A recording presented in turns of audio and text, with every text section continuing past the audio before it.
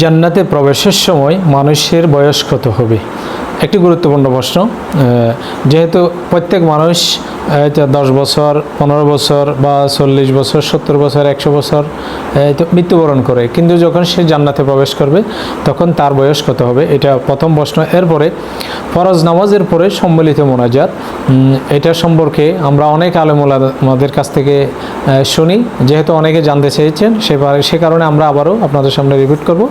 এরপরের প্রশ্ন হচ্ছে, নামাজের মধ্যে যদি হাই আসে তখন ভুলে কেউ যদি আলহামদুলিল্লাহ অথবা ইস্তেগফার অথবা হাসি আসলে ইস্তেগফার বা হাসি আসলে আলহামদুলিল্লাহ, কেউ যদি নামাজের মধ্যে হাসি আসলে যদি সে আলহামদুলিল্লাহ অথবা হাই আসলে যদি ইস্তেগফার বা আস্তাগফিরুল্লাহ বললে নামাজের ক্ষতি হবে কিনা, তো ইনশাল্লাহ আমরা প্রত্যেকে চেষ্টা করব আপনাদের প্রশ্নগুলোর উত্তর দেওয়ার জন্য।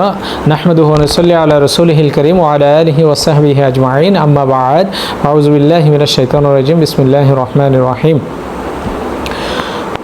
সম্মানিত শুধু আমাদের প্রথম প্রশ্ন হচ্ছে কি, নামাজের মধ্যে যদি হাই আসে তখন ভুলে কেউ যদি ইস্তেগফার পড়ে অথবা হাসি আসলে আলহামদুলিল্লাহ বললে নামাজ ভঙ্গ হবে কি না।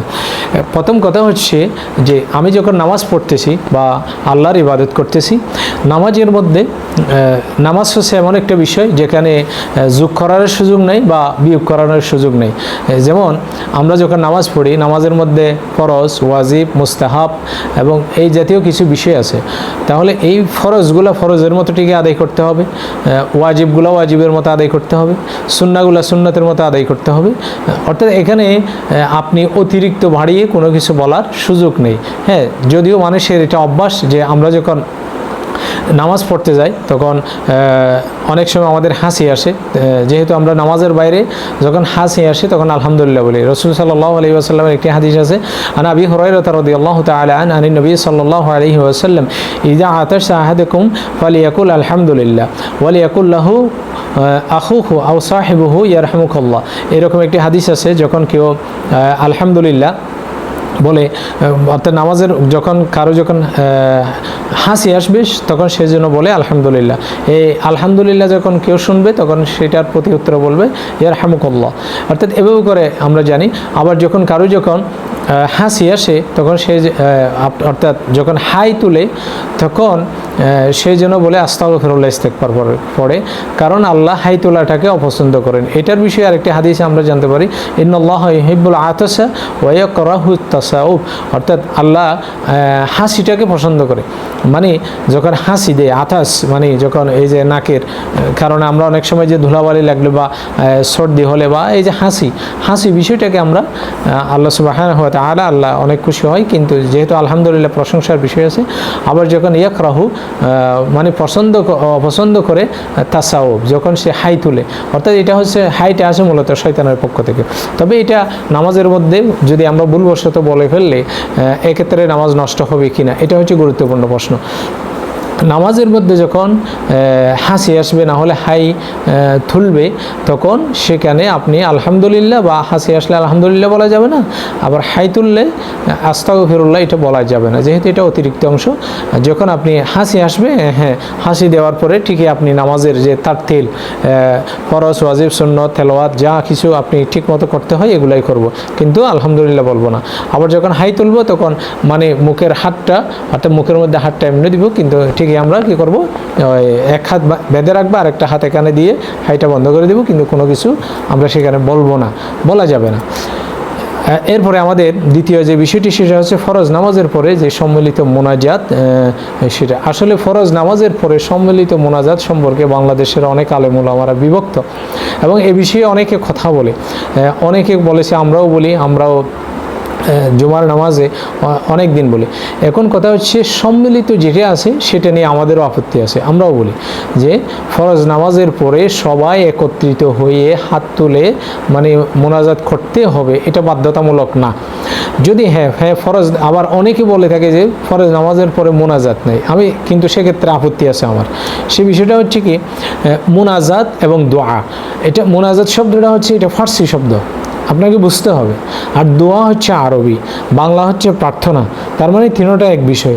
ফরজ নামাজের পরে অবশ্যই মোনাজাত আছে, ফরজ নামাজের পরে অবশ্যই দোয়া আসে, ফরজ নামাজের পরে অবশ্যই প্রার্থনা আছে, এবং ফরজ নামাজের পরে আপনার দোয়া মোনাজাত প্রার্থনা এটা আল্লাহ বেশি কবুল করে। হ্যাঁ, তবে সেক্ষেত্রে এটা সম্মিলিতভাবে আমরা প্রত্যেকে একসাথে হাত উঠাইয়া দলবদ্ধভাবে এটাকে যে অভ্যস্ত বানাই ফেলবো, নিয়মিত এটা করতে হবে, এটা নাই। সাহাবায়ে কেরাম এটা করে নাই, রাসূল সাল্লাল্লাহু আলাইহি ওয়াসাল্লাম এটা করে নাই।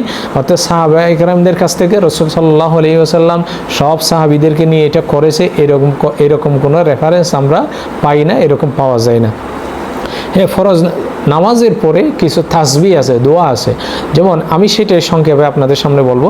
যেমন ধরেন ফরজ নামাজের পরে আপনার নামাজ শেষ, যখন আমরা আসসালামু আলাইকুম রহমতুল্লাহ, আসসালামু আলাইকুম রহমতুল্লাহ যখন এভাবে করে নামাজ শেষ করি, তখন সাথে সাথে পড়বো কি আস্তাগফিরুল্লাহ আস্তাগফিরুল্লাহ আস্তাগফিরুল্লাহ, এটা 3 বার পড়তে হয়। এরপর আল্লাহুম্মা আনতাস সালাম ওয়া মিনকাস সালাম তাবারাকতা ইয়া যাল জালালি ওয়াল ইকরাম, এটা পড়তে হবে। এরপরে বিসমিল্লাহিল্লাযী লা ইয়াদুররু মা'a ইসমিহি শাইউন ফিল আরদি ওয়া লা ফিস সামাই ওয়া হুয়াস সামিউল আলিম, এটা পড়তে হবে। এরপরে আল্লাহুম্মা লা মানিয়া লিমা আতাইতা ওয়া লা মু'তিয়া লিমা মানা'তা ওয়া লা ইয়ানফাউ যাল জাদ্দু মিনকাল জাদ, এটা পড়তে হবে।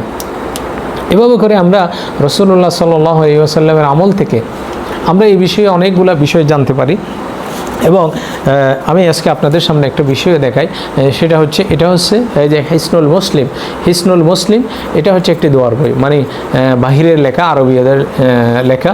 মানে এটা ফরজ নামাজের পরে যে দোয়াগুলো আছে সেই সম্পর্কে এখানে বিস্তারিত মানে বিশদভাবে বর্ণনা আছে। তা আমরা এগুলো থেকে আমল করব, এটা না পারলেও আমরা নিজেরা প্রত্যেকে চেষ্টা করব। অর্থাৎ নামাজের পর রাসূল সাল্লাল্লাহু আলাইহি ওয়াসাল্লাম এগুলোই পড়তো, যে আমি যেগুলো বলতেছি সেগুলা। এরপরে রাসূল সাল্লাল্লাহু আলাইহি ওয়াসাল্লাম সূরা ইখলাস পড়তো, এরপরে সূরা ফালাক, সূরা নাস, সূরা ফাতিহা আবার পড়তো। এভাবে করে দুরূদ ইব্রাহিম পড়তো। এভাবে করে রাসূল সাল্লাল্লাহু আলাইহি ওয়াসাল্লাম নামাজের পরে অনেকগুলো দোয়া করতো। এবং রাসূল সাল্লাল্লাহু আলাইহি ওয়াসাল্লাম যে আরও দোয়া করতো যে লা ইলাহা ইল্লাল্লাহু ওয়াহদাহু লা শারীকা লাহু লাহুল মুলকু ওয়া লাহুল হামদু ওয়া হুয়া আলা কুল্লি শাইইন কাদির, এই দোয়াগুলো রাসূল সাল্লাল্লাহু আলাইহি ওয়াসাল্লাম বেশি বেশি পড়তো। এরপরে আমরা আরেকটি হাদিস থেকে পাই যে সুবহানাল্লাহ আলহামদুলিল্লাহ লা ইলাহা ইল্লাল্লাহ, মানে সুবহানাল্লাহ 33 বার, আলহামদুলিল্লাহ 33 বার, আল্লাহু আকবার 33 বার, লা ইলাহা ইল্লাল্লাহ 33 বার। এভাবে করে রাসূলুল্লাহ সাল্লাল্লাহু আলাইহি ওয়াসাল্লাম অনেক দোয়া এগুলো পড়তো। এবং সবচেয়ে মজার বিষয় হচ্ছে যে প্রত্যেক ফরজ নামাজের পরে রাসূলুল্লাহ সাল্লাল্লাহু আলাইহি ওয়াসাল্লাম আয়াতুল কুরসি পড়তো। এই আয়াতুল কুরসি সম্পর্কে আমরা তিরমিজি, নাসাইয়ের ভিতরে একটা হাদিস পাই, যেটা আমি সবসময় বলি নামাজে, যে ক্বালা রাসূলুল্লাহ সাল্লাল্লাহু আলাইহি ওয়াসাল্লাম মান কারাআহা দুবুরিন কুল্লু সালাতিন লাম ইয়ামনা মিন দুহুলিল জান্নাহ ইল্লাল মাউত ইল্লা আন ইয়ামুত। অর্থাৎ যখন ফরজ নামাজের পরে কোনো একজন ব্যক্তি যদি যে আয়াতুল কুরসি সে যদি সবসময় যদি তেলাওয়াত করে বা পড়ে, মানে ফরজ নামাজের পরে আপনার অভ্যাসটা এরকম যে আপনি সবসময় আয়াতুল কুরসিটা পড়েন, এটা আপনার 5 ওয়াক্ত ফরজের পরে 5 বারে আপনি আয়াতুল কুরসিটা পড়েন। এটা যদি আপনার হায়াতের জীবনে যদি সবসময় যদি এটা যদি থাকে, তখন রাসূলুল্লাহ ইসলাম বলেছি কি যে ওই ব্যক্তি জান্নাতে প্রবেশ করার জন্য, ওই ব্যক্তিটা জান্নাতে প্রবেশ করার জন্য মাঝখানে একটা দেওয়াল বা প্রতিবন্ধক, সেটা হচ্ছে তার মৃত্যু।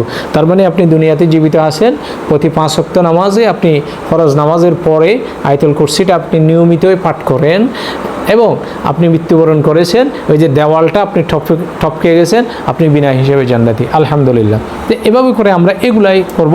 তবে এই যে সম্মিলিত মোনাজাতের বিষয়টা, এটা হচ্ছে আমাদের দেশে রসম প্রচলিত আছে, এটা আগে থেকে প্রতিষ্ঠিত আছে, এটাকে আমরা দূর করতে চাই।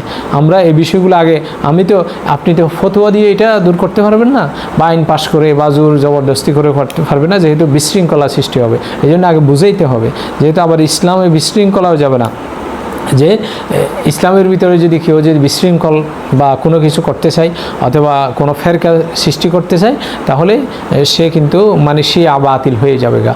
সুতরাং সে কারণে আমরা বিশৃঙ্খলতে যাব না, মানুষকে আগে বুঝাবো। এই জন্য রাসূল সাল্লাল্লাহু আলাইহি ওয়াসাল্লাম তো মানে প্রথম কাজ হচ্ছে দাওয়াত, বুঝাইতে হবে তাদেরকে, দলিল পেশ করতে হবে। এরপরে আমরা আস্তে আস্তে এটা নিজেরা অভ্যাস কমাই ফেলবো এবং এখান থেকে আমরা সরে আসার চেষ্টা করবো ইনশাআল্লাহ। এরপরে আমাদের আরেকটি প্রশ্ন ছিল খুবই গুরুত্বপূর্ণ প্রশ্ন, যখন কোনো মানুষ জান্নাতে প্রবেশ করবে তখন তার বয়স কত হবে? অর্থাৎ আমরা জানি যে প্রত্যেক মানুষ দুনিয়াতে আসার পরে যখন সে মৃত্যুবরণ করে, দুনিয়াতে আসার সময় একেবারে মায়ের পেট থেকে আসে, মানে একেবারে ছোট, অর্থাৎ তার কোনো অস্তিত্বহীন থেকে অস্তিত্ব হয়ে আসে মাত্র, সবে মাত্র, তখন একটা পরিবেশ। এরপরে যখন মৃত্যুবরণ করে তখন কেউ 70 বছর, কেউ 60 বছর, কেউ আবার বিছনায় পড়ে, কেউ আবার পঙ্গুত্ব হয়ে, কেউ আবার এই যে বিভিন্ন বয়সে, মানে যখন একসময় যৌবন ছিল, সুঠাম দেহের অধিকারী ছিল, যখন বৃদ্ধ হয়েছে বা অসুস্থ হয়েছে তাকে আর চেনা যায় না, এই যে পরিস্থিতি, যখন বা এই ধরনের মানুষ যখন জান্নাতে প্রবেশ করবে তখন তার বয়সটা কখন হবে বা কী রকম হইতে পারে, কোন বয়সের হবে? তবে আমরা রাসূলুল্লাহ সাল্লাল্লাহু আলাইহি ওয়াসাল্লামের একটি হাদিস থেকে শুনি যে বৃদ্ধ মানুষ জান্নাতে যাবে না, অর্থাৎ কোনো বুড়া মানুষ যাবে না। যে একটা হাদিস আছে যে আন হাসান قال أتيت عجوزا إلى النبي صلى الله عليه وسلم, হযরত হাসান রাদিয়াল্লাহু তাআলা আনহু বর্ণনা করছেন, একদিন রাসূলুল্লাহ সাল্লাল্লাহু আলাইহি ওয়াসাল্লামের কাছে একজন বুড়ি মহিলা আসলো। তখন বুড়ি মহিলাটি বলল যে ইয়া রাসূলুল্লাহ, যে আদুল্লাহ ইউদখিলানিল জান্নাত, আপনি আমার জন্য দোয়া করুন আমি যেন জান্নাতে প্রবেশ করতে পারি। ফাকালা, তখন রাসূল সাল্লাল্লাহু আলাইহি ওয়াসাল্লাম বললেন, ইয়া উম্মু ফুলান, হে অমুকের মা, ইন্নাল জান্নাতা লা তাদখুলুহা আজুজা। আল্লাহ রাসূল বলছেন যে এটা তো মানে একটু মজা করে বললে যে কোনো বৃদ্ধ মানুষ জান্নাতে প্রবেশ করবে না, অর্থাৎ তাহলে তুমি জান্নাতে কেমনে যাবে, মানে একটু মজা করছে। তখন এটা বলার পরে উনি ইমানদার মহিলা এরপর বলছে যে আমি তো মানে একটু হাঁটতে পারি না, বয়স হয়ে গেছে, আমার জন্য দোয়া করেন। তখন রাসূলুল্লাহ ইসলাম মজা করে বললেন যে কোনো বৃদ্ধ মানুষ জান্নাতে প্রবেশ করবে না।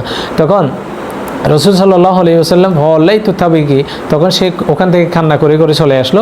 ওয়াকালা নবী সাল্লাল্লাহু আলাইহি ওয়াসাল্লাম উখবিরুহা আনহা লা তাদখুলুহা ওয়া হিয়া আজুজান। তখন রাসূলুল্লাহ ইসলাম তার কাছে খবর পাঠালেন, বললেন যে তোমার পেরেশান হওয়ার দরকার নেই, কান্না করার প্রয়োজন নেই। অর্থাৎ এটা রাসূলুল্লাহ ইসলাম মজা করে বলেছে, অর্থাৎ তুমি কোনো বুড়ো মানুষ জান্নাতে যাবে না। যখন সে জান্নাতে যাবে কিভাবে যাবে, তখন রাসূল সাল্লাল্লাহু আলাইহি ওয়াসাল্লাম কোরআন আয়াত পাঠ করলেন যে ইন্না আনশাআনাহুন্না ইনশাআন ওয়াজআলনাহুন্না আবকারা উরুবান আতরাবা। অর্থাৎ যখন সে 70 বছরে মৃত্যুবরণ অথবা বিছানায় 2 বছর 5 বছর এরকম পরে মৃত্যুবরণ করেছে, কিন্তু যখন সে জান্নাতে যাবে তার মানে সে একেবারে যুবক হিসাবে যাবে, বার্ধক্য তার কাছে কোনো কিছু থাকবে না, একেবারে ঠকবগে যুবক হয়ে যাবে। তাহলে এখন এই ঠকবগে বা টকবগে যুবক সে বিষয়টা কি? এখন আমরা এবার রাসূলুল্লাহ সাল্লাল্লাহু আলাইহি ওয়াসাল্লামের একটি হাদিস আমরা শুনবো। আন মুআয ইবনে জাবাল রাদিয়াল্লাহু তাআলা আন নবী সাল্লাল্লাহু আলাইহি ওয়াসাল্লাম قال يدخل أهل الجنة الجنة جردا مردا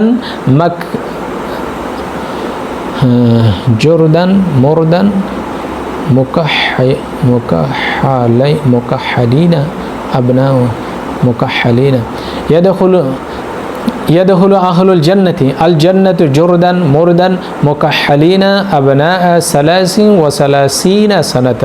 রাসূলুল্লাহ সাল্লাল্লাহু আলাইহি ওয়াসাল্লাম বলেছে যে জান্নাতীরা যখন জান্নাতে প্রবেশ করবে তখন তার অবস্থাটা এরকম হবে যে লুমহীন, অর্থাৎ তার শরীরে কোনো খ্যাস থাকবে না।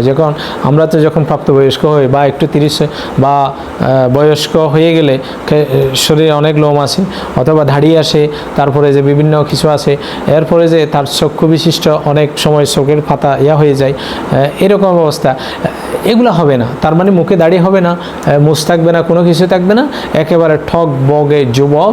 সেই বয়সটা কীরকম হবে? 33 সানাতান, তার মানে 33 বছর। 33 বছরের যুবক হিসেবে সে কোথায় যাবে?